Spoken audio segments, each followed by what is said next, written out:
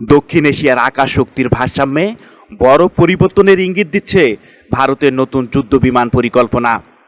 ভারত এবার ফ্রান্সের কাছ থেকে আরও 114টি অত্যাধুনিক রাফাল যুদ্ধবিমান কেনার পথে অনেকটাই এগিয়ে গেছে। ভারতের এই সম্ভাব্য চুক্তির আর্থিক মূল্য ধরা হচ্ছে প্রায় 40 বিলিয়ন মার্কিন ডলার, যা ভারতীয় মুদ্রায় প্রায় 3,25,000 কোটি রুপি।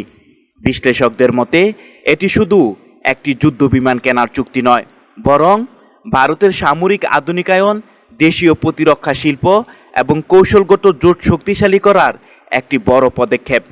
ভারতীয় গণমাধ্যমের তথ্য অনুযায়ী খুব শীঘ্রই নয়াদিল্লি আনুষ্ঠানিকভাবে ফ্রান্সের কাছে লেটার অফ রিকোয়েস্ট বা LOR পাঠাবে। এরপর শুরু হবে দাম, প্রযুক্তি হস্তান্তর, স্থানীয় উৎপাদন এবং দীর্ঘমেয়াদী রক্ষণাবেক্ষণ নিয়ে আলোচনা।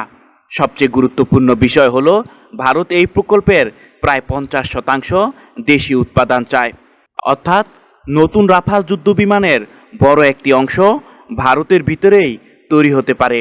এটি ভারতের আত্মনির্ভর ভারত নীতির অংশ, যেখানে বিদেশি অস্ত্র কেনার পাশাপাশি নিজেদের প্রতিরক্ষা শিল্প গড়ে তোলার চেষ্টা চলছে।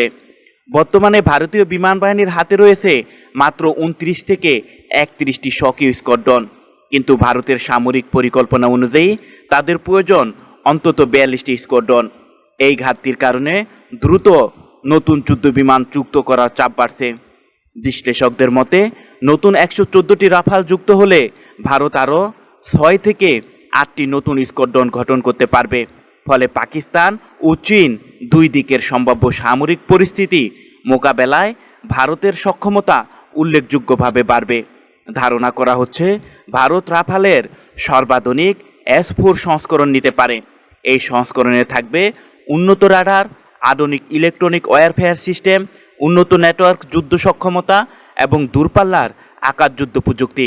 বিশ্লেষকরা বলছেন আধুনিক যুদ্ধ এখন শুধু যুদ্ধবিমানের গতি বা অস্ত্রের উপর নির্ভর করে না, বরং তথ্য সংগ্রহ, দ্রুত সিদ্ধান্ত এবং শত্রুকে আগে শনাক্ত করার সক্ষমতাই হয়ে উঠেছে সবচেয়ে বড় শক্তি।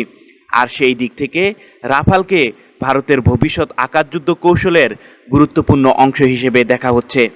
তবে এখনও ভারত সরকার আনুষ্ঠানিকভাবে চূড়ান্ত মূল্য, উৎপাদন কাঠামো বা প্রযুক্তি হস্তান্তরের বিস্তারিত প্রকাশ করেনি। তাই পুরো চুক্তির চূড়ান্ত রূপ আসতে আরও কিছুদিন সময় লাগতে পারে।